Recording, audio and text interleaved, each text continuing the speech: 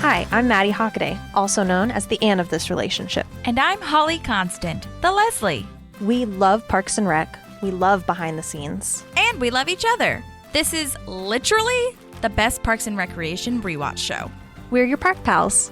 There's a park and some pals, and there's also therapy too. Welcome, everyone. Welcome to Park Pals. Hello. We are here for Sister City. We have so much to talk about. It is insane. Yeah, this is a big one. Lots of guest stars. Yes, big guest stars. I will start with my recap really quickly. So last week we talked about how the Dred Scott Museum in St. Louis was across from the arch, and it's similar to some of the images that are shown in Parks and Rec with like the disturbing murals and stuff. Unfortunately, it is closed right now for renovation. So we tried to go, but we couldn't go. But you know what? The renovation part is really exciting. They're doing like a lot of logistical stuff, like new AC, new heating, I think like elevators and all that stuff. But Brooklyn and I were talking, and we think it might also be to update some of those like I was going to outdated. ask. I know. Are they going to fix the controversial murals? That's what she was thinking it might be, honestly, because, you know, they are really outdated. And, you know, we went to the arch, and I got to say, the arch is really cool. I never realized how, like, big it is. I just didn't think of it as something that, you know, an actual pod can go up into the inside of the arch, and then you can walk around up there. It just looks so skinny from far away. But anyway, so the bottom of the arch now houses this like really updated museum. And it's like, you know, they actually touch a lot more on, you know, Native Americans and the trade routes and all that stuff. And it's a little bit more respectful, I feel. And it's like very, you know, I just feel like it's kind of updated is really all. So I think that they are putting a lot of money to do that at the Dred Scott Museum as well. So Nice. Hopefully it won't be as bad. Yeah. So there's that.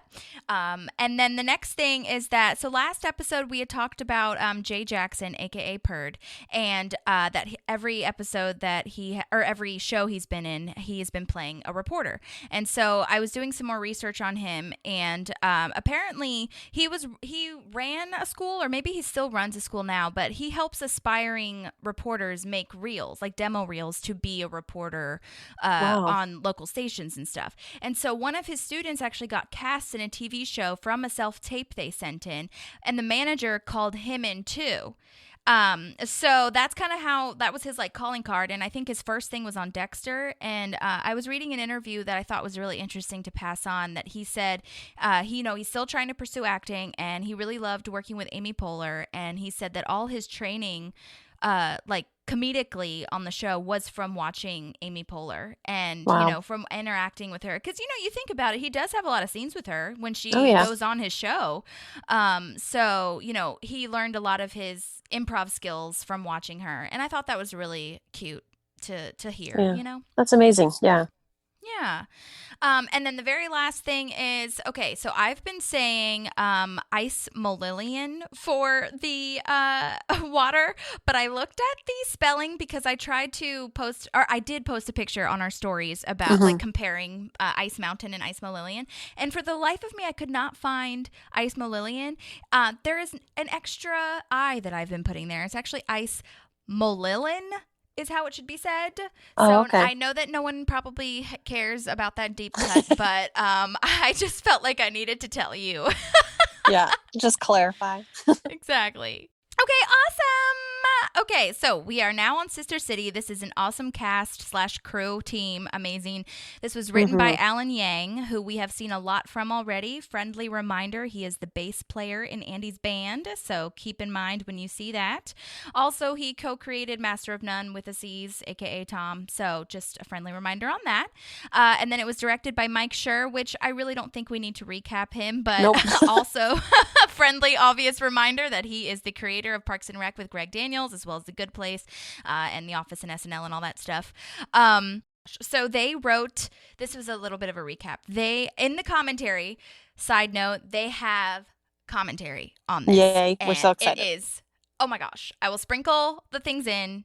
The people that were on the commentary were Mike Schur, Alan Yang, Amy Poehler, and Fred Armisen. Yes. Oh, SNL reunion. Dream team. Yes, totally. So they sang theme song lyrics as they were doing the commentary. So I recorded it, and I just need to show this to you. Yes. Really fast. Okay, hold please.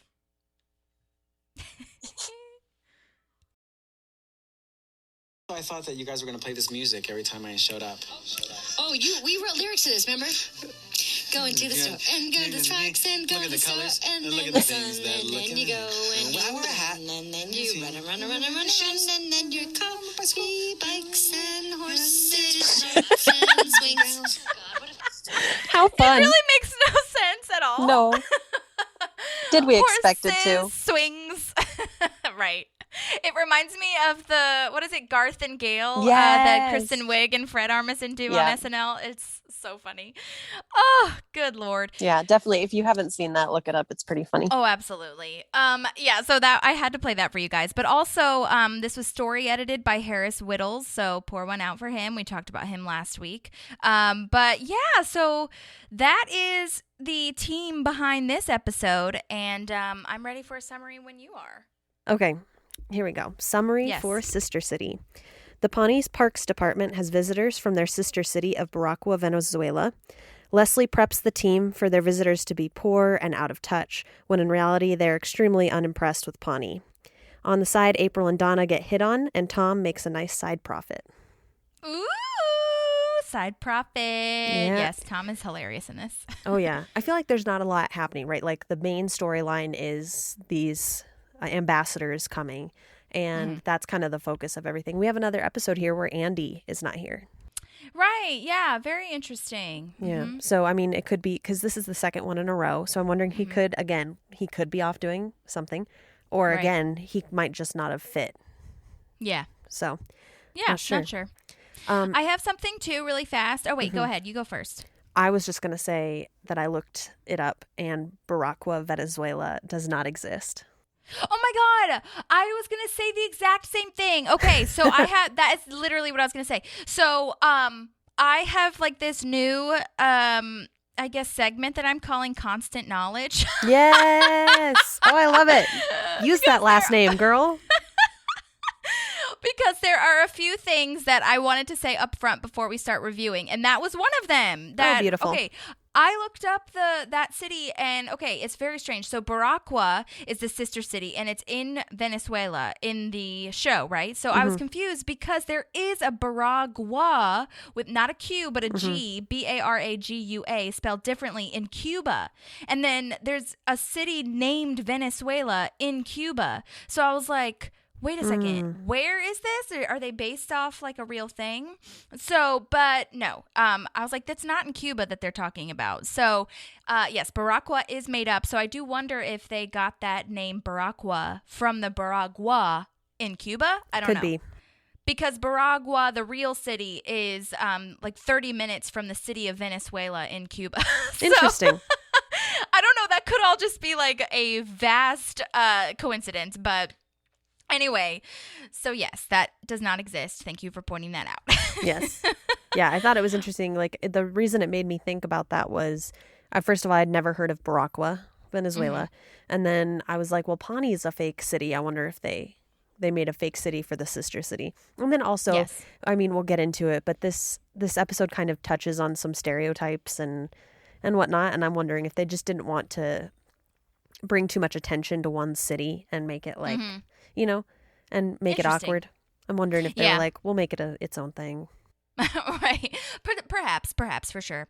It was funny because my second thing in this segment is that Mike Schur said that Fred Armisen and him were texting, and as they were writing this show, the script for this show, Fred Armisen texted Mike and said, hey, you should do something about sister cities. And apparently it was like super kismet that they had a simultaneous idea, and he thought it was like a weird idea, says Fred. Fred joked a lot in this, so it was hard to tell what he was joking about or serious about, but it was serious.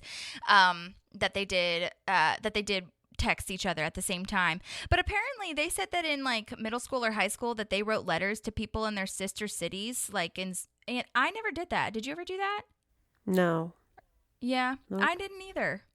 Because that led me to my next thing where I looked up if this is real, and this is very real. This is a real thing. Many cities have sister cities. In fact, most cities have at least 3 or 4 of them, if not more. And I looked up Nashville's sister cities, if anyone is interested. I'll just read off a few. There's a lot, actually. But Belfast, North Ireland, Caen, France, which is super close to Normandy, Chengdu, China, Edmonton, Canada, which is interesting. I'm going to butcher this. Kamakura, Japan. I don't know. Sorry.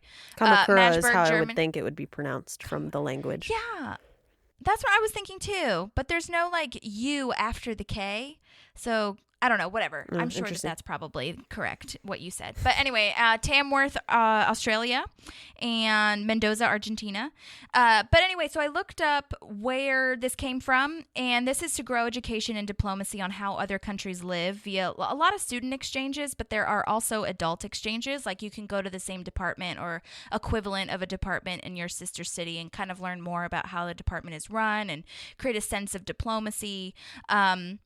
There are some exchanges that say all professions open, because I was looking at, there are websites you can go to. I think it's sistercities.org, actually, if you're interested. Or you could just Google sister cities and then, type in your city that you're in currently.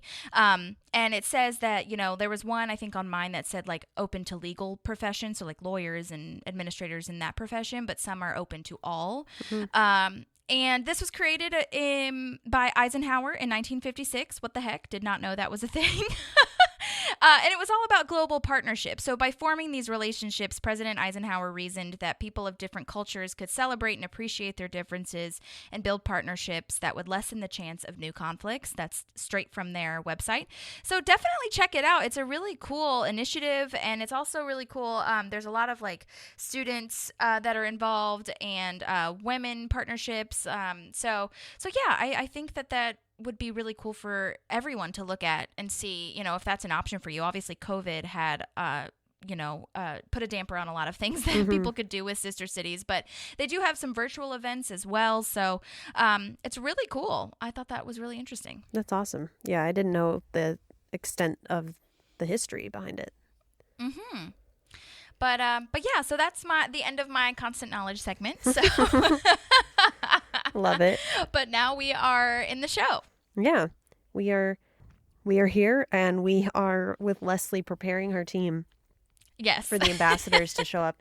And this just, I don't know, because there's part of me that's like, yes, I feel like we need to be culturally aware and knowledgeable about what other countries are like, and kind of to prepare ourselves to be respectful, and but kind of just the way it comes across, right, is like these people aren't gonna have the stuff we have, and right. So I don't know, I like that it comes around where it's like that's not really the case with these guys, but there's a lot of headbutt in this episode, I think. Yeah. I think it's just truly going back to Leslie's naivety, that she doesn't really know what goes on. Maybe anywhere else she has these like weird expectations of other countries and other places. And it also shows how highly she thinks of her own parks department too. You know what I mean? Yeah. So it's very fascinating to see that dynamic. Oh yeah. I've always had a little bit of a situation with this episode, like internally. I love it because Fred Armisen's here, right? And it's just, it's really, I love him, and I've loved him since he was on SNL and whatnot. But I don't know. I don't know if it's from the time that I lived overseas, but I have this issue with people who are like, America's the best country ever, and there's nothing that can even touch it. I was like, well, yeah, there are other countries that are also really awesome. So like, like Daniel Tosh has this segment in one of his stand-ups where he's like, maybe people wouldn't hate us so much if we yelled the USA is top 10 instead of number 1, Oh, that's a good line. Like, it's accurate and nobody can be mad about it because we probably are top 10, but like, stop saying we're the best, Right. And but then on the other hand, I also have moments in this episode where the Venezuelans are coming against Pawnee and coming against the United States, and my pride comes out like, hey, that's not cool either. So I have a lot of conflict within myself in this episode for both sides of that argument. And I think that's their point, truly. I think that it's all about kind of bringing comedy to the truth a little bit. Obviously, this heightened reality. But that's where the joke comes from, too, of like, America's the best, but also we don't have certain things. Right. Yeah. You know? Yeah. And also we think other countries, or we are very uneducated or uninformed, about other countries and other, diplomacies or whatnot. So yeah. And it also brings attention to that we have a democracy and things are not always, as it seems, because that's what we were built on to, let the world make decisions of how we want to be run. So yeah, it's controversy for sure. Yeah, for sure. I don't know that I really clocked this the first time I watched it, but Raul, Fred Armisen's character, is supposed to be the deputy director of Boraqcua's Parks Department, like the exact equivalent of Leslie's character. I kind of just thought that they were parallel, but they are, like, he's exactly what Leslie's role is as well. So that's interesting. Right. And I like that they brought an intern to kind of show that, show that. The mirror. Yeah. I thought that was well done too. Well, I did have that. I love that she wants wardrobe advice. Yes. Oh my gosh. So good. Always. Side note, you guys, I did message both of the wardrobe designers from the show. There's two. There was one wardrobe designer, or costume designer, I should say, for the season 1 and 2. And then there's the other one is from 3 to 6 or 7. Whatever. 7, yeah. And so hopefully they message me back, because I'm really interested, obviously, in learning that. But I do love that Leslie just wants to know how she's dressed. But yeah, so I do have that Fred Armisen had also played a few Venezuelan characters on SNL. He does a lot of great, Hispanic comedy, which is hilarious, most notably Hugo Chavez on SNL. Side note, did you know he was dating Natasha Lyonne, who plays Russian doll lady in Orange is the New Black? Nope. Oh my gosh, they are the cutest little couple. I should follow look that both up. of them on Instagram. Yeah, I did not know Yeah, that. totally do that. They are precious. That doesn't matter. But also a little, like, I guess, what's that saying? It's like when you know someone from 5th degree or something like that, or whatever. Anyway, Natasha just did Russian Doll, which Amy Poehler produced. Which is the like, 6 degrees of, well, they call it the 6 degrees of Kevin Bacon, but I don't think Kevin Bacon is in enough stuff now.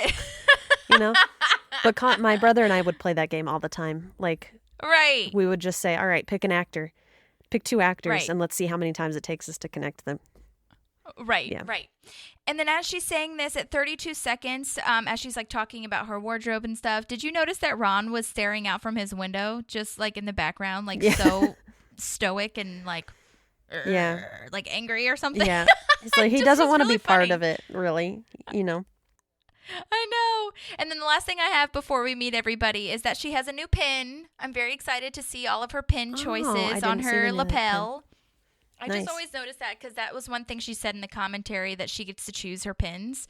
So I always noticed that. But yeah, so now they're standing in front of City Hall. I love this shot. Did we ever talk about, I feel like we mentioned this, but I don't know that it was said. Just a friendly reminder that Pawnee City Hall is actually Pasadena City Hall in Pasadena. If you have not been there and you either live in California or have the opportunity to go there, please go see it. It's so beautiful. It's pretty. That's where they shot the exterior. So Yeah. So a couple of the times that I watched this, Ivan, my boyfriend, also was watching it with me. And just for context for everyone, he is Mexican American, and we listened to this, and he looked at me when April started talking, and he goes, "She does not speak Spanish."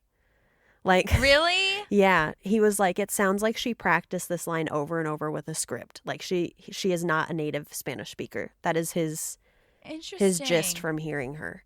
And I said, is it possible? And he was like, I mean, it could be, but like her accent isn't good. So she didn't, she didn't grow up speaking with people, is what he said it sounds like. Okay. Because I think I've heard interviews where she is bilingual, but yeah, I don't think that she was raised there. Right. Yeah. So I think she took Spanish class or something, but I don't know if she grew up speaking it. Okay, we'll have to look that up, because I always thought that she did. I thought that's what she said, but maybe we'll look it up. Yeah, we'll find out. But it's interesting to hear from a native speaker. So yeah, and he can typically. It's really interesting to live with him through life, because if he hears anybody speak Spanish, he can be like, they're from Puerto Rico, they're from like he can tell within like a sentence where they're from. Yeah. So. Well, yeah. I wonder if that's similar to like we can tell if someone's from Minnesota or from the South, or It's probably very that kind similar. of thing. Yeah, I think it's just interesting to me because I'm learning Spanish and I'm like speaking more with his family and whatnot. But like if anybody started talking to me, I would never be able to tell you where they're from. You know? Yeah, So. totally. That's probably a thing if you've been raised with it, Yeah, definitely. So Cool. Well, I also have that in the commentary, they were shooting in July or August, and it was so hot. Apparently, it was very hot this day, and they had to keep going back to the van where it was air conditioned, because you think about it, and they really are wearing a lot of clothes, especially Fred Armisen and the crew from Venezuela. They have a lot of suit jackets on. yeah. Well, I have yeah. Fred Armisen as Raul. I don't feel like we need to go through too much of him, but Yeah. From SNL, he ran that show Portlandia. So he's a big name. And then we have Carlos Carrasco, who plays Antonio. I didn't find a ton others, like for these other guys, I didn't really feel find a lot of other stuff they did.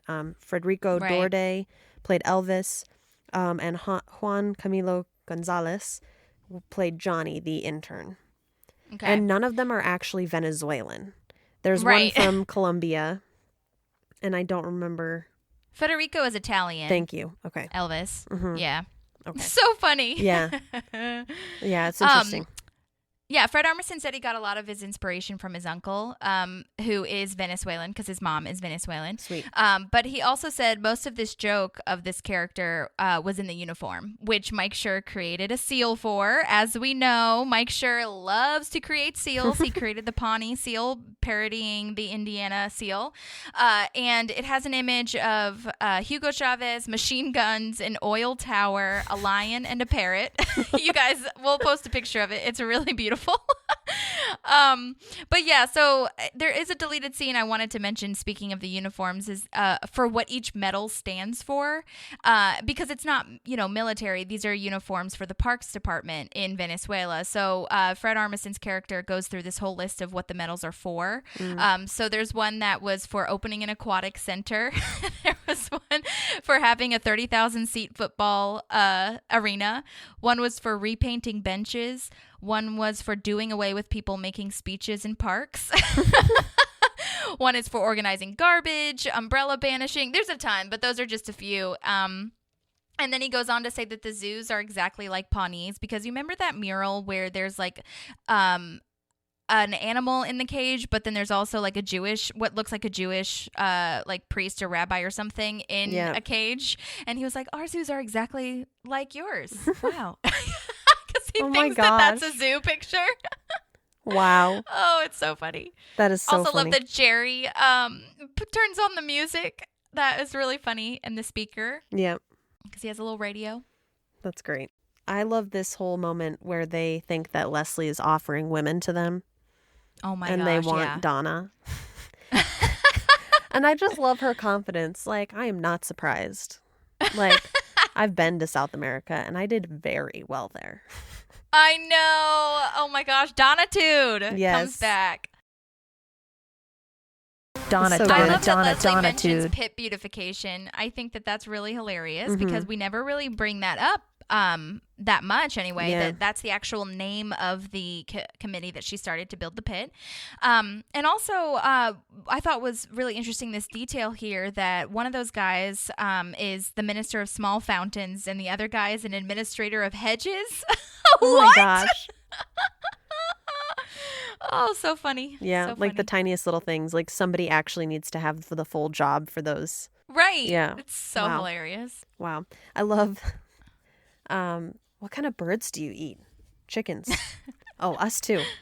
Us too. I love that as well. At 1:53, by the way, there is a janitor in the back of Leslie Poehler. Wow. Oh God, Amy Poehler's and Leslie's talking head, and she makes a joke in the commentary that Fred Armisen was doing that. She's like, "Oh yeah, that's Fred back there, right?" And for a second, it caught my eye. I was like, "Wait, what? No, it's not." And I was really gullible. They're very jokey in this commentary. I was like having to go between like, oh, this is just their like shorthand with each other. They are very comfortable. Right. Oh, yeah. Because there was definitely some overlap between Amy and Fred on SNL. He was there longer than she was because he left, I think, a season or two before Kristen Wiig. But she left, she had to have left at least 3 to 5 years before he did. Mm-hmm. Yeah, I definitely think that they've worked with each other for sure. Yeah. Did you notice at this little conference rally that they're having in the courtyard, they have a Larry Bird cutout? Maddie, that is literally my next fucking note. I am so glad you brought this up. There's a deleted scene that I'm going to play for you. Yes. About Larry fucking Bird. She They're goes on so and on. proud of Larry Bird. So proud. So proud. Okay, here's this clip. What? Larry Bird. He's the pride of Indiana. Hey, Larry, what do you think of Pawnee? Well, I think Pawnee's as good as French fried potatoes. Oh, you're doing Forrest Gump. Well, I think that It's important to make sure that I'm doing George Bush. I love Pawnee and the man from Venezuela. Are we doing Clinton? I'm Larry Bird. Y'all, and I think we should get it to Britney Spears. I'm not going to pay a lot for this muffler. Who is that? well, I think Pawnee's as good as French licked potatoes. There he is. There he is. Pretty much fruit tray. Oh That's my amazing. God, that was so good. I'm doing Forrest Gump. Because this is why, so the reason that deleted scene came up is because Donna was like, why do we have a cutout of Larry Bird? Why is this here? Yeah. And then that's when she goes, oh, Lord. That's hilarious. Then we have a Jerry jab coming up when April tells Jerry to go away, since April is saying she is feared by many. Yes. Yep. Jerry Jab. Oh, Yeah. I God. mean, it is interesting because she does. I feel like for an intern, she holds a lot of flack in that office. Mm-hmm. like- Yeah, she just doesn't give a shit, though. You know? It's also her personality, I guess. Mm-hmm. But we have all these presents that are being provided here. We are learning about SWEETUMS for the first time, right? Yes. This This is is the the first first time. mention. Yeah, if you can't beat them, SWEETUMS. Mm-hmm. Can't beat 'em, sweetums. SWEETUMS. And Kernstons. And Kernston's Rebel nipples. Tastes like the Tastes real like thing. the real thing. I laughed out loud at that line. Yeah, it's so good. Oh, man. I love that, though, where I was like, what are they going to do with these things? What would they possibly know. do with them? Yeah, I mean, candy, I can understand. What did she give from SWEETUMS? Why am I blanking on this? She gave him high fructose Fructose corn corn- syrup. Why would you not give candy? Yeah. Oh, like some Yeah, bars. You're right. These are things they legitimately cannot use. Right. I think that she's just trying to say what the pride of Pawnee is, and like it's Yeah. almost more of a memento, which is like, sure, I guess that's what it is, because technically they wouldn't really be using the gold gun that they're given either. That's true. But still, it's like you can't display the nipples and the corn syrup the same as you can with a gold gun. No, the gold gun is much more displayable. That's it's very interesting to me that they're handing them these things. But Yeah. I do like that we're getting to see that they had this idea for SWEETUMS and Kernstons like this early, before they're really establishing that like we're going to be meeting characters that are linked to these companies and whatnot. Yeah, absolutely. And I also love that this gold gun is in the intro. Did you clock Yes, that? I was gonna say that. Here's Ron's moment too. Yeah. When he does where he does his like it's great. Little pointy thing. Mm-hmm. There is a deleted scene also where instead of the party, instead of handing the golden gun to Leslie during that little party speech thing, they hand it to Ron directly because he's the head boss. Right. And Ron says, "Thank you, Feliz Navidad."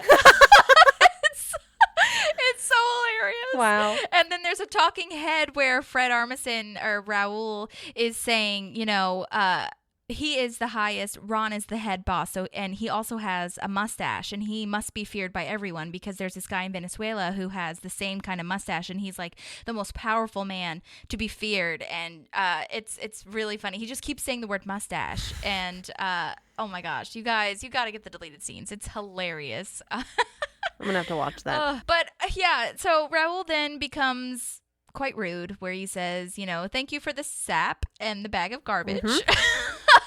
Yep. And then we learn that they're also sister cities with Korea or something. Somewhere in Korea, that. yeah. Which I love the way he says garbage. Like his cadence is so well done. Like, yeah, I think he does such a great job of delivering these lines. Yeah. So yeah, and this moment when they're meeting Mark, right, and they're like, the city was planned. I think that might be my favorite line. I was thinking that.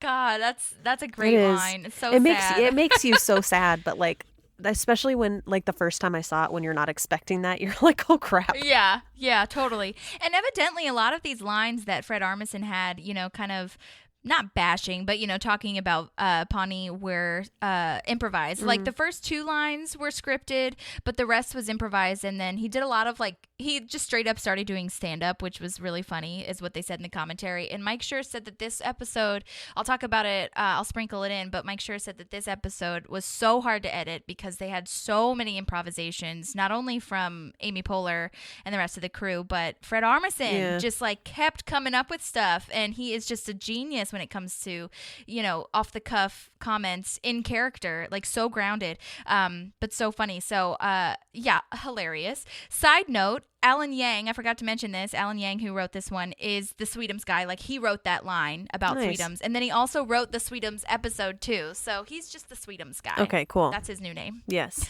It's good to know where that came from. Like that's his deal. The next thing I have is the fat kids. We would like to see where you make the fat kids and pump them full of sugar and fat. Oh no, so sad. It's sad, but it's also like true, because I feel like in the last 20 years, it's not like, because they're like, you and I feel like we've talked about this before. There's a difference between being like big boned or, you know, but like there are kids out there that literally, like, it looks like they eat really poorly and they don't exercise and they don't, you know, so like, you know. So it is like, I think it got bad like within the last 20 years. So the fact that they bring it up, I think it was really prominent at that time, because I think that's when Michelle Obama was kind of stepping into that. Did she create the 60 minutes thing for the kids? Like get out, I think get so. out, you know, get moving for an hour a day like or whatever. Just get outside and moving, because I mean, and it's not only like all the processed foods that we now have in this country, but also like all the video games and TV they've become so prominent. Whereas like I feel like when you and I were growing up, it was like you're going to be outside playing. Right. Well, yeah, and it also, I mean, this is a whole layered thing too, where, you know, Pawnee is a small town with not much access to, you know, quality education on, you know, health and it's cheaper, frankly, to eat poorly. So there are, in a lot of cities where people are overweight, they are fine. You know, it's because that's what they can afford. And, you know, that's kind of shedding some light also, because especially for like, oh God, what's it called? You have food stamps, especially for food stamps, you know, that stuff really only covers the shitty processed stuff. So that's kind of, I think, what also this is shedding light on as well. I mean, in a very layered way, of course. But yeah. So, and that's also what Pawnee has been saying a lot. And we'll, you know, as we learn in the series as we go on, it definitely mentions that a little bit more of like not only the kids, but the people do not have access to good nutrition. And that's something that Leslie really works hard for as she gets, you know, up the ranks. But yeah, it's nuts. And I agree with you. I think it is. It's a good thing to bring up, because that's also true. Like, you know, if I'm like, well, I only have $15 more until my next paycheck, the cheapest thing to do a lot of the time is eat out rather than, you know, and it's time too, right? Because we're a very work-centered country, I feel like now. You know, we have so many jobs in this country that I feel like work over 40 hours. Yeah. We don't prioritize vacations in this country. Like the amount of vacation time I've heard that other countries like Sweden and France and England get, it's ridiculous that we only get like 2 weeks or whatever. Yeah. So I mean, that too, you don't have time to cook the right meals. You don't have time to take care of yourself. You know, if you have kids, like, and both parents work full time, like, good luck trying to, you know, it's difficult stuff. So I'm not like, I definitely am not trying to put blame on anybody. I'm just trying, I think they do a good job of highlighting the issue. But again, it's also coming out as like a judgy thing because it's coming from Raul. Yeah. Yeah. And I mean, when you have the option, now it's nice to have that they have like the HelloFresh and all that mess too, even though that's kind of expensive as well. But like, it's nice when that's an option. But, you know, if you have the option of doing that or getting like a $2 cheeseburger at whatever place you have in your neighborhood, then like sometimes that might be the option for you. I did want to mention there is a bit called Banana Man that they called it, where you know how Raul keeps asking Tom to do all this shit and he's like, no, I don't want to do it. But then he gets money and he's like, okay, cool. I'll do that. That's fine. First of all, I was like, yeah, you know, I might stoop to that level. I can't say that I wouldn't be tempted to take that money. Yeah. I'm going to be honest. I would do it. Yeah. If I was getting $20 for peeling somebody's banana. Right. Sure. Not a sexual innuendo. Just peeling an actual banana. That's what she said. No, totally. So this part called Banana Man is where there was this whole runner throughout the entire show that they did cut quite a bit of, where Raul keeps calling on Tom to do random things for him. Open a door. And then like Raul stands there because Tom won't do it. And he's just like, I forgot how to open a door. Because everyone, you know, he's just used to people opening the door for him. And he's like, Banana Man. Banana Man. And he just like keeps calling him that, like telling him what to do. So that was really hilarious. That's funny. And then we're here now talking about how they've never had a budget shortage because they have oil reserves. So they don't really know what that's like. I love that the guy in the back keeps a straight face. That is hilarious. Throughout the whole show. He does a pretty good job. Yeah, the whole episode, really. Yeah, it's really well done. I get so frustrated, and I don't know if this is a personal issue for me. When people talk to me like this, I get really like defensive and pissed off when they like that condescending tone that he uses with Leslie, right? When he's like, gas, it's food for cars. Oh my God. So cars can go. Yeah. And I was like, if anybody talked to me like that, I would slap them across the face. Yeah. Like it's so disrespectful. And I mean, you also have to come from the fact, like, was that maybe not disrespectful coming from his culture? But like, I would feel so offended. Well, he's taking everything very literally now because he's saying, you know, she's like, now I do not understand, like joking around about like, I don't know what a budget shortage is or whatever, or budget like overage is. And and so he's like, well, wait, okay, let me understand, or let me help you understand, you know? So that's the joke too, which is side note. So this brings me to my next thing where she says she's calling an audible. I was very confused because I didn't know what that meant. And I'm sure that you do because it's a sport term. Yep, football. Right, exactly. This is at minute 8:33. I did timestamp it. And okay. So I took a little page and it says from the internet, and it says it's a term from American football that refers to the quarterback changing the play at the last minute based on how he sees the defense lining up. So he'll call out the play or she will call out the play to change vocally to his teammates what they had already planned before. So that's very intriguing, and I'm glad that I learned that. Yeah. It happens quite a bit. Yeah. That's a really good explanation of it. Like, yeah, because they're often watching how the defense sets up. And if they're like, the play that we had originally called was we're not going to be able to get through that defense, then they'll change it. Right. So it's cool. Yeah. That's another reason quarterbacks get paid so much. Oh, yeah, because they make the decisions. They make like, and a lot of times those plays are called by the offensive coordinator. But, you know, like they sometimes make those big choices to like change the play or, you know, so. Good to know. Thank you for, expanding, because that's really fascinating. I had no idea what she meant by that. Yeah. Yeah. So now I'm at where they're all cramped in the back of the car, if you are. Yes. I love this plan that Les is like, I'm going to take you to our park. Right. And it's funny. They're all stuck in the back there. The thing that gets me is he's like, you are so right to want to turn this pit into a park. I feel so bad for her because like it honestly, like, I mean, some of the grass is brown and, you know, it's not the prettiest park ever, but it's nice. I would go for walks there and stuff. So I just felt so bad for her because she's like, this is what we're aspiring our new park to be like, is like this one. This is our best park. And it's like, and he's like, this is the pit you were talking about. Oh, it's so sad. Yeah. I looked up online what Harvey James Park, like if that was a real place, and it's not. But on Parks and Rec Wiki stats, It does say that Harvey James Park in the show Parks and Recreation is Pawnee's second nicest park and number 2 most beautiful place, quote, according to a 2010 survey of local residents. The main feature is the massive Great Lawn modeled on Frederick Law Olmsted's famous Sheep Meadow in Central Park. Oh, which is interesting. Interesting. Is Ramsett Park the best park? Oh, maybe. I tried to look up what the first one was, and I didn't see. So if that, we'll have to maybe do some more research or it could whatever. be Ramsett Park, but my other thought is, was this survey done after the pit was turned into a park, and maybe that's the number one? When did you say the census happened? Let's see. According to 2010. So no, it wasn't made by then. Yeah. So maybe it is Ramsett Park because they talk about Ramsett Park a lot. Yeah, a lot. I also wanted to mention really quickly that in the car when they were driving, Fred Armisen was like, in the commentary anyway, Fred Armisen was like fucking with Amy Poehler in the commentary saying like, oh, I didn't know you knew how to drive. That's cool. And then he was like riffing on all the channels that they have because they were talking about the different channels and cable channels and things that they have in Venezuela. TBS. And he was like, right. He was creating all these ones like TBS 1, TBS 2, and there was like over 500 channels that he was just coming up with the names of. Oh my gosh. That's so great. Crazy.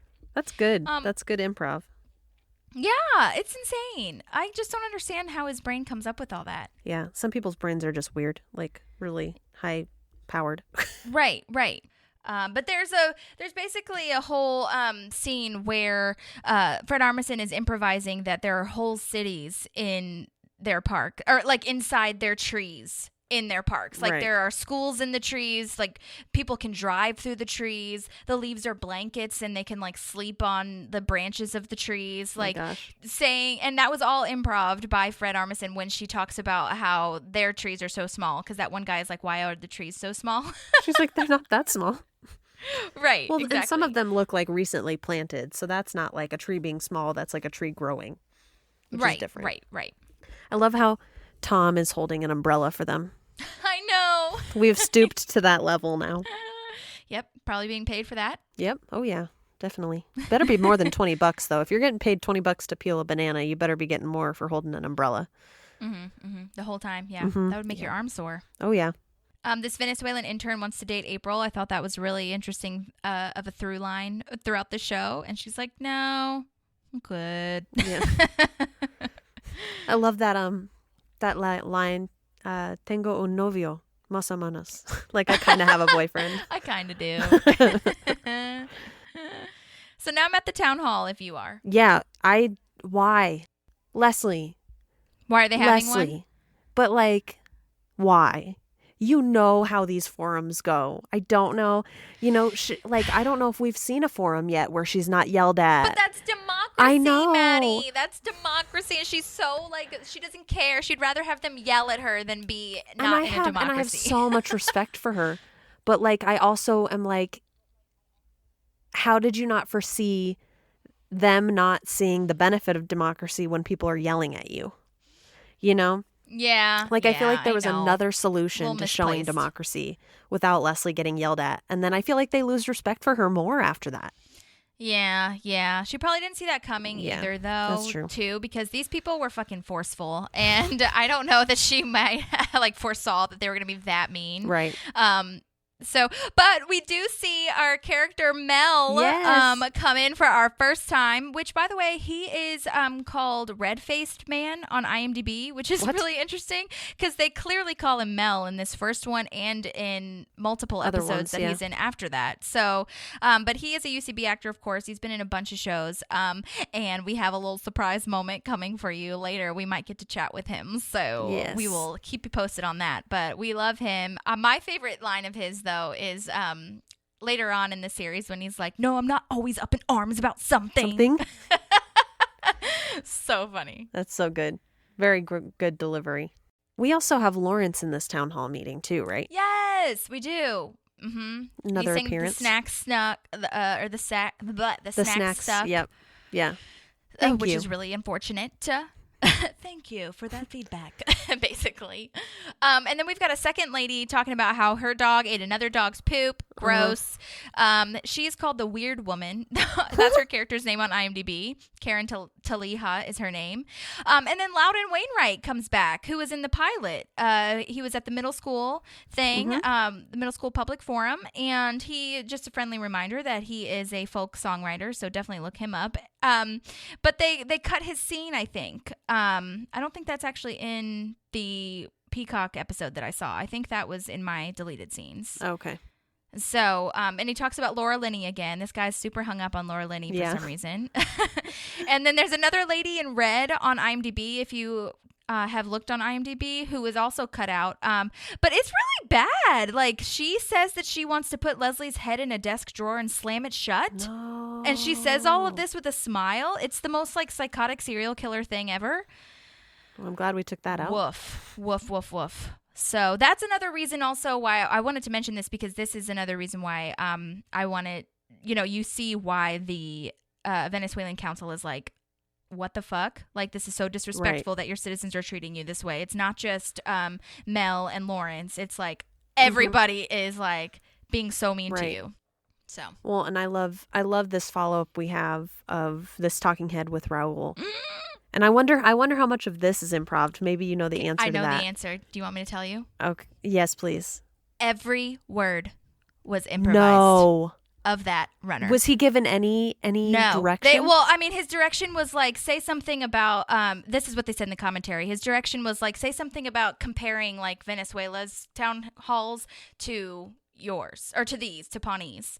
And so he was like, that's what he came up with. Can you believe that? I love that. Straight to jail. Straight to jail. Straight to Special jail for journalists. You're charging too much for sweaters. Undercooked chicken.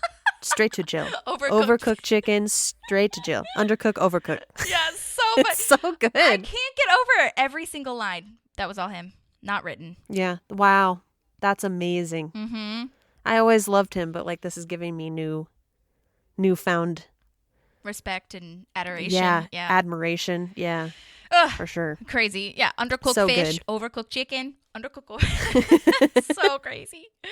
Yeah. And then he calls everybody, he calls the citizens fat faces. Oh. But I do like her burn about the moon. Like, we've been to the moon and you haven't. Yeah. Oh, wait, you haven't been there. It's not personal. It's just you're weak and your city is disgusting. Yeah. Feels pretty personal. Oh, God. It is super sad about the Hillary and Bill Clinton line. Best punching bag. Like, Hillary Clinton is the best punching bag. Ugh, yikes. Yeah. But let's see. What do you have next? The next note I have nothing other than stupid Chavez. Chavez is stupid. When she says that, it's so funny. They come back and Tom isn't getting Leslie anything. Like, he's getting all of the other, everyone else. And apparently Greg Daniels says he really likes the line of like, no, I don't, Raul line. Like after she says, yes, you do, about loving Hugo Chavez or whatever. No, I don't, Raul. Greg Daniels for some reason was like really into that. I don't know why. Maybe her delivery. Yeah, maybe that's Raul. what it was. Yeah. Mm-hmm. I don't know. Yeah. But yeah, that's great because she's not like, he's not responding to anything. She's like, yeah, I'll take some tea. Yeah, I'll take some. And he's like, no. Nope. Pay me. This obsession with pens that they have. I know, right? They tried to take pens at the forum, and then now when they leave this meeting, they try to take pens again. I know. But this meeting, I think it's important to mention, especially if people haven't seen the episode recently, is where Raul's they're kind of apologizing. They're like, we didn't mean to offend you, but I'm sorry we did. Here's a check. It's $35,000, right? Mm-hmm. Yep. So you can make your park, and we're just gonna hold a press conference. Yeah. So, yeah, I mean, like it makes you so excited for her because you're like, oh my gosh, we can do this. But and Leslie's going through a hard time of making the decision of taking it or not with Ron.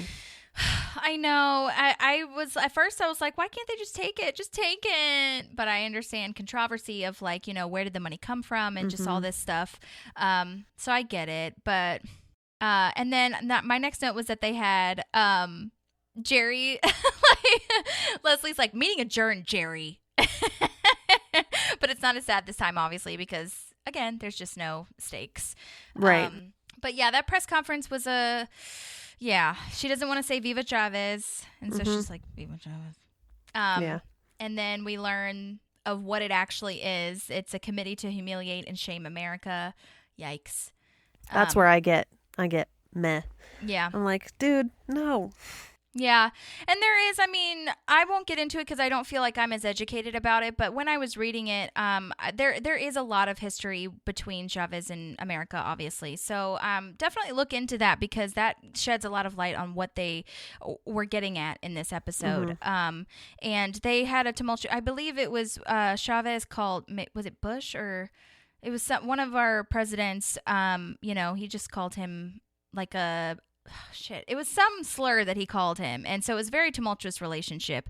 But yeah, sucks. It does. Can't get along with everybody though, unfortunately. But my next note is Tom. We see a cute Tom moment. I don't know why I'm blanking on what Tom does. So Tom gives all the money that he made from the Venezuelans. He gives all the money back to the park anonymously, I think. I didn't see that he was writing or writing a note that it was him or anything like that. But so sweet. And can I also just say, I know we've been saying a lot of like sleazy Tom things, but Aziz Ansari, I am like really I like him. I sent you a clip and I'll have to find a way to post it because I don't know I can't post a video or like a link to a video in the Instagram, but I'll figure out a way to share it because I did a bit of a deep dive on Human Giant, which was this sketch TV show that he was in with Rob Hubel and Paul Scheer on MTV. And there are so many cool guest stars, and I swear to you, 95% of the guest stars they had in that show, they're all on Parks and Rec or The Office or something. So they're all in that little comedy universe. But yeah, I was like, oh, little Tom. So we don't think Aziz is sleazy. We think Tom is sleazy. Right. Yeah, no, I love Aziz as well. Yeah. And it's just, his character has his moments. I totally remember what you're talking about. My brain was still in the conference room, which is why. No, you're good. I was like, what did he do in there? But yeah. Just because I think like, Leslie has this moment of like understanding what Raul's doing. And, Ron, she looks to Ron and he gives her the nod and she's like, Viva America. Yeah, I know. Which I love. And like, she's repeat, because I know how hard that's got to be, right? You have all the money you need at the tip of your hands to make this park happen that you've been working on. And, she's like, nah, I'm not going to take it if this is how it's going to happen. So I have a lot of respect for her because, we know a lot of politicians do take that kind of stuff to get the things done they need to get done. And so I just I think it's our first glimpse of how Leslie will be as a politician. Yeah. So I like that too. Yeah. And then my next note is on the tag. Yeah. Same. So April goes to Venezuela and she's chilling. She's at the pool. She pans over to Donna is there with her. Which not the combo you would necessarily think are hanging out. But I love that. Yeah, but it totally makes sense at the same time because Donna's probably like, duh, I've done very well there, so I'll go back, especially if they're probably paying for it. So hello. Right. Also, how is this the first time the office is finding out that they're gone? Because did they just leave without putting in notice that they were going to be at work? Yeah, that's what it sounds like. It sounds like she's just like, hey, we're gone, so tell Leslie I won't be back. Bye. And Donna's also here, so see you when I see you. Yeah. Which I love their like bodyguards behind them, right? With like AK-47s or whatever those guns are. Yes, I wrote that too. That there are like guards with guns just roaming around or standing there rather with, they're not even doing anything. Yeah. Did you hear anything about where they filmed that? I'm assuming they just used somebody's backyard with a pool that had a pool in it. Yeah, I didn't. It didn't say in the commentary, nor did it say in any of my research. But you know what? It looks very similar to, and I wonder if this is an LA like production thing. It looks very similar to the big mansion that they use for Marissa's house in the OC. So I don't know if it's the same. Probably not. But it looks very similar because in California, it's so inspired by Hispanic architecture. That's true. So there's plenty of places that they could have gone in LA to get that same look. Right. And so I'm not really sure, but if anyone does know, I'd love to find out. Yeah. Just know people, I don't think they actually went to Venezuela for that. Right, exactly. I agree. They were That down would've the been street. great. They don't have the budget yet. No. Oh, so But that's funny. all I have. Same here. Well, we did great on that one. That was efficient. Awesome. Well, so you guys, just a bit of a housekeeping note. If you are listening to this and you're still listening, first of all, we thank you so much. Mm-hmm. And number two, if you have not rated or reviewed the pod, I am asking you to do that for me, please. It is a humble ask request because, and I said humble ask with a K. That sounded in my head like I said humble ass request. But that's how we get more prominence, and by prominence I just mean like that's how we get more featured, and then that way we can get you more guests and get like cooler things for you. We have some really exciting things coming up, so I'm so excited for you guys to stick around. But I want other people to be in on this with us as well that love Parks and Rec or maybe just love behind the scenes stuff. So all you have to do, I posted it on our page, but all you have to do is when you're listening to this podcast, all you have to do is scroll down to the bottom of our page, and there's 5 stars, or you can give us 4 if you need to, or if you're really not feeling it, I won't be mad at you if you give us 3. But I think that it should be 3 or above because we're working really hard. And then if you feel so inclined, please review it as well. Write a little review. It can be really short and sweet, but that's how we're gonna get some recognition, and then we'll get guests and cool people on the show for you. This is all giving back to you guys. So thank you so much if you've stuck around this far. We really appreciate it. Yeah, we really do. So if you want to stick around for therapy, we'll be here. But if not, we will see you next week for Kaboom. Kaboom. Kaboom it. And we're going to have a special guest next week, right? Yes, we're having a special guest. I'm not going to tell you who because it's going to be great. Yes. We're looking forward to it. Yes. All right, we'll see you next week. There's a park and some pals, and there's also therapy too. Okay. Therapy.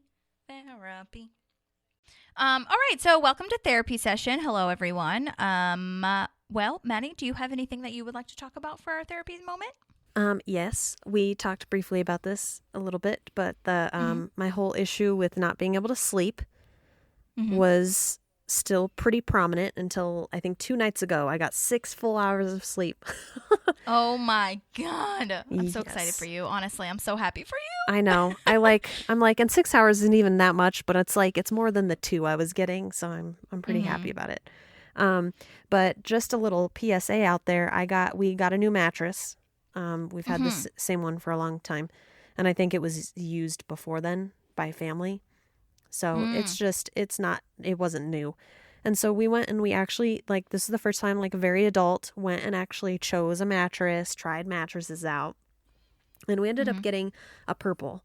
And it sounds really fancy, but it's actually not that expensive. The Tempur-Pedics, I think, are almost 2 times as much as the purple mattresses.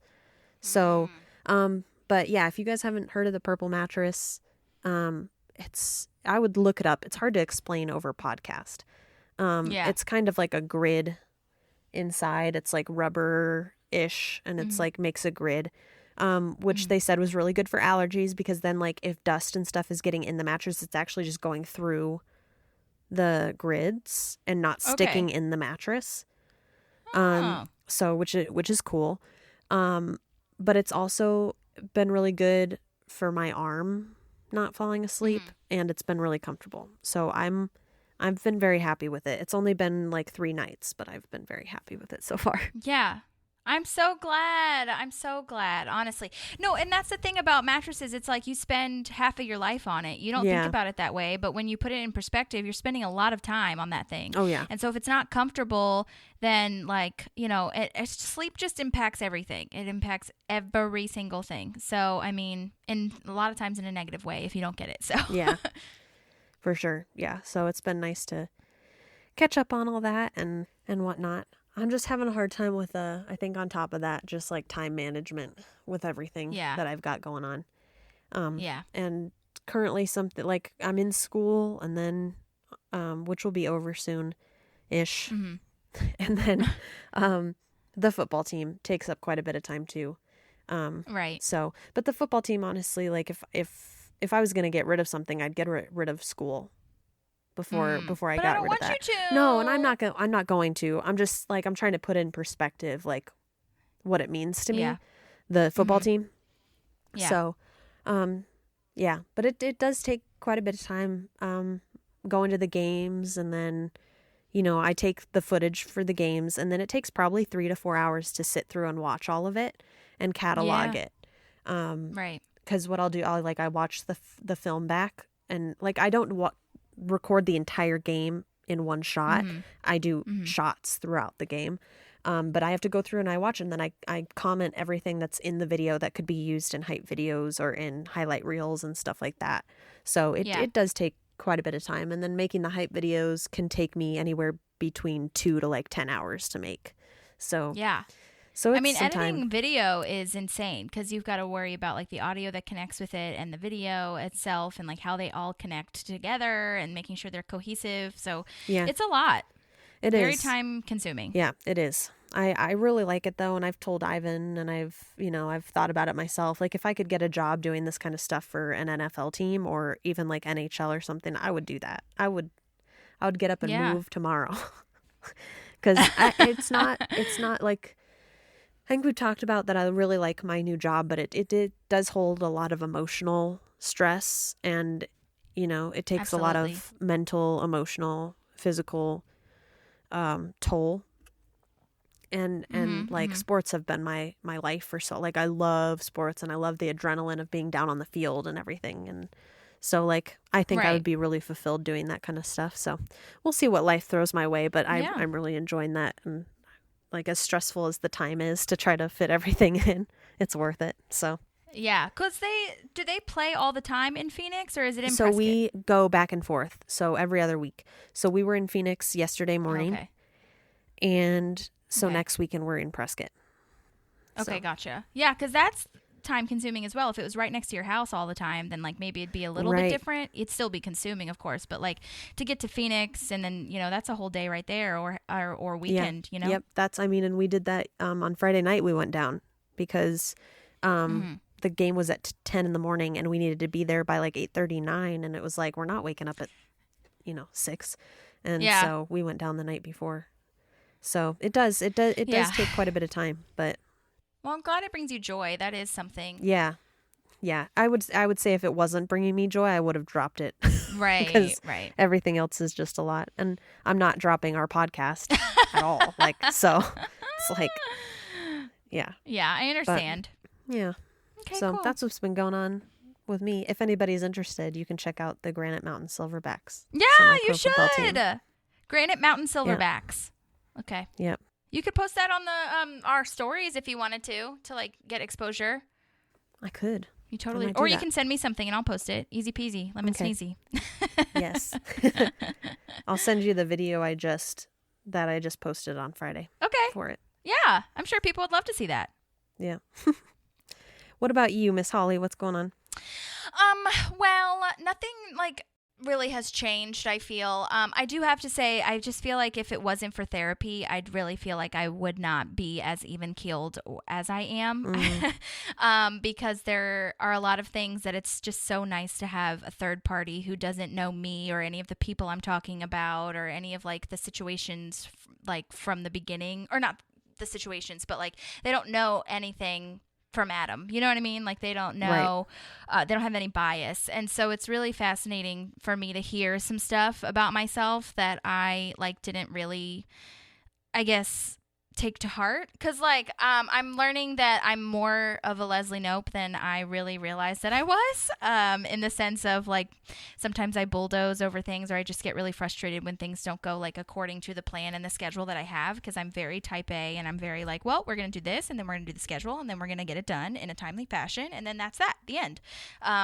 And my, I guess, zealousness, my zeal, I've been thinking of it kind of as like, it is a superpower to some extent, because I think that, you know, what I've been learning is that like no one's going to be as passionate about something as you are. That's just like the end of it. People can support you and they can be with you on the ride, but like no one can know what you're capable of except for you. And if you don't have that like zeal for your own work or for your own capabilities, then like, you know, there's no other person that can give that to you except for you. So something that I've been learning is like to be a little bit more flexible with myself and other people. And I always like to consider myself a flexible person. So to hear like my sister and both my sister and my therapist were kind of saying like, well, you know, it sounds like you can kind of have a tendency to be inflexible or like passive aggressive about certain things. And I'm like, I thought I was working really hard on not being those things, but you know, obviously I am who I am. So that's going to come out every now and again. And I am a passionate person. So I want it to happen the way that I want it to happen. So I feel like I've just been trying to be good about, opening myself up to discussion and also just being patient. You know what I mean? Because like my story is different than everyone else's story, and their story is different than, you know, who they're dealing with. You know, it's just like it's a circle and it's a cycle, and we all just need to help each other out a little bit more. And so one of the things I was telling you about that I think everyone should try is, well, not only therapy, but I made a list for myself the other day, and I was getting kind of overwhelmed because it was getting really long. And then I made a list that said must do today. And by must do today, I literally mean like, you know, I'm going to die or something really awful is going to happen if I don't get this done. Like pay my rent. Like if I miss my rent, I can't live in a home anymore. You know, that kind of like dramatic stakes.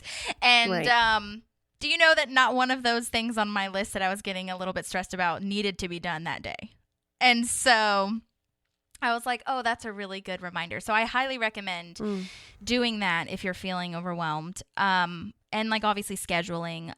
So that kind of thing. And then I also really like looking at my vision board and really reminding myself of like what I've done so far and like manifesting and stuff like that. So yeah, that's kind of something that I've been thinking about. And I do hope that, just like you were saying with the silverbacks, like I would love to be paid for what I love to do.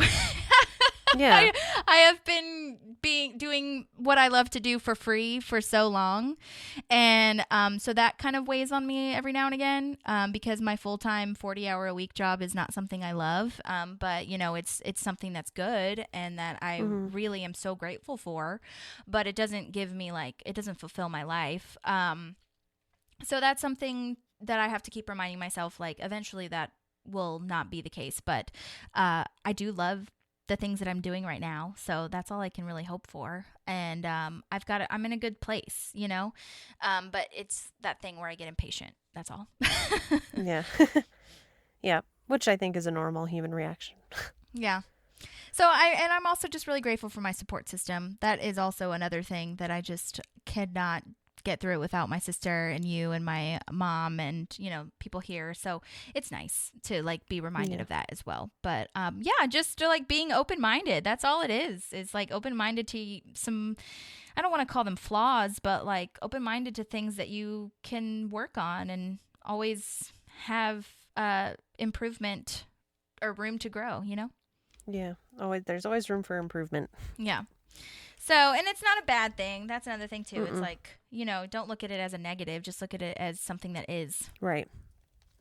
You know? Yeah. But that's lifelong, dude. Oh, That's yeah. not something that happens overnight. No. No. So. There's always going to be something to like work on. I mean, I feel like even if, as long as we feel like we're growing and moving forward, that's what matters. But there's always going to be something we want to work on. Mm-hmm. Yeah.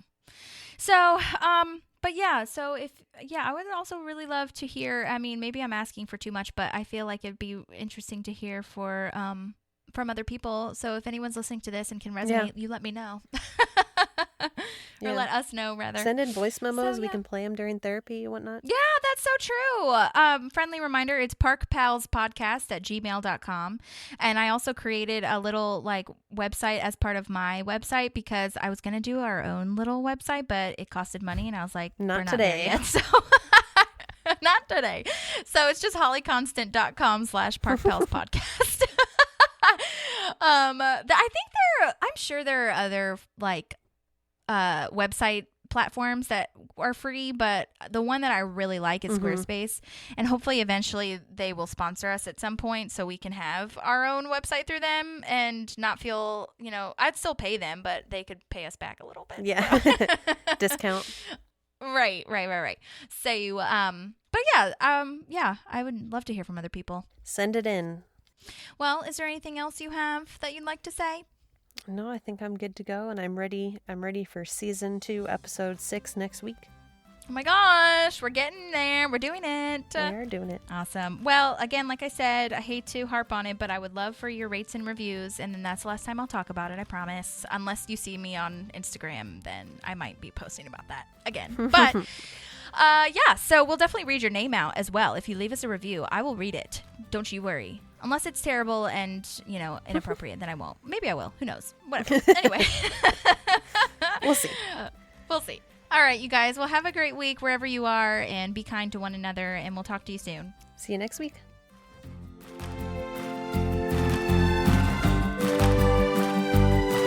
There's a park and some pals, and there's also therapy too.